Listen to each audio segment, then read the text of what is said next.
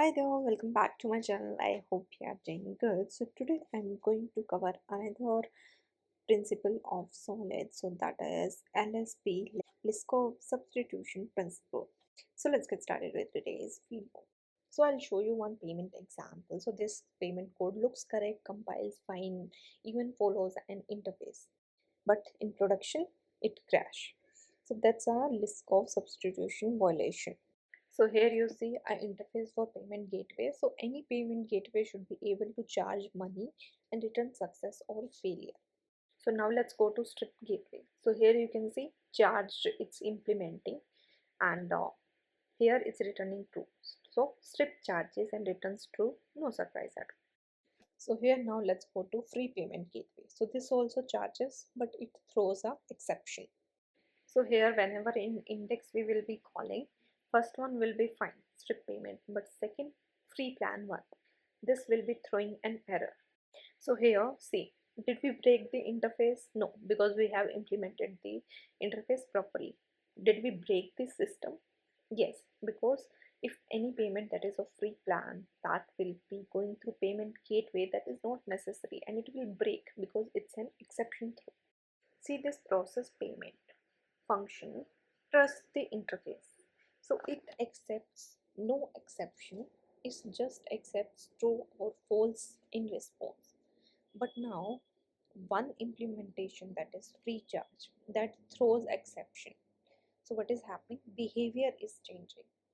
So that is causing your app will crash. So here the method signature is same, but behavior is not. So that's a LSP violation.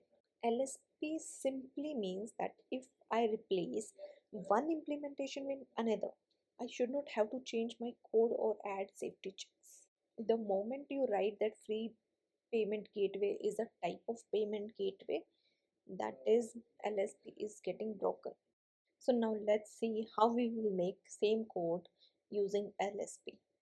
So just simply understand that free users, they don't charge money. So they should not pretend to be a payment gateway.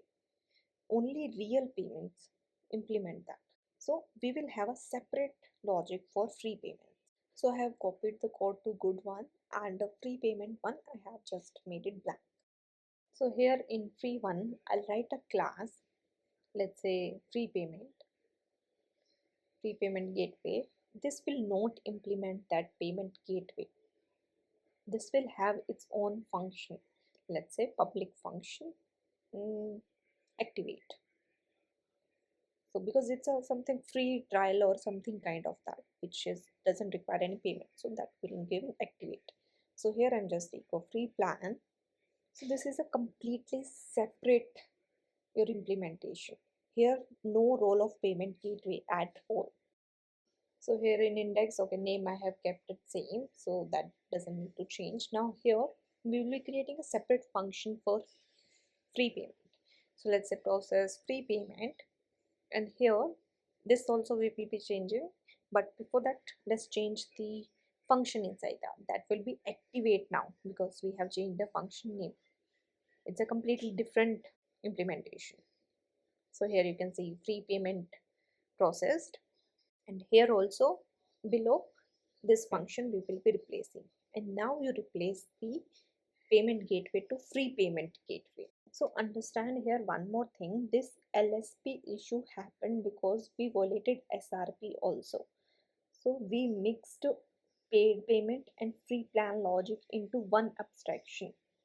So if once SRP is fixed, LSP automatically fixed, because we separated paid payment and free plan into separate single responsibility we have given to each class.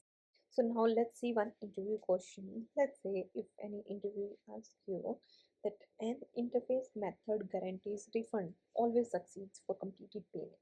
So a new gateway implementation silently ignores refunds. No exceptions are thrown. So is this an LSP violation? Why or why not? You need to explain. So how you will answer that? So answer is yes. LSP is broken because behavior contract is broken. So, but why? Because caller accepts money to be refunded. Silent failure changes system correctness. So LSP is about behavior, it's not just about crashes. So behavior here exactly means that what the method accepts, like inputs, then what it guarantee, like output response of that function, and what that function will not do, like any side effects like exception like that. So LSP simply says that a subclass must also have same behavior as their base class. So that's all in this video. In this video, I explain you how LSP can be implemented into your existing code. So I hope you like this video. If you have any doubt, then you can comment down in the comment section. Thank you so much for watching. Please like, share, and subscribe to my channel.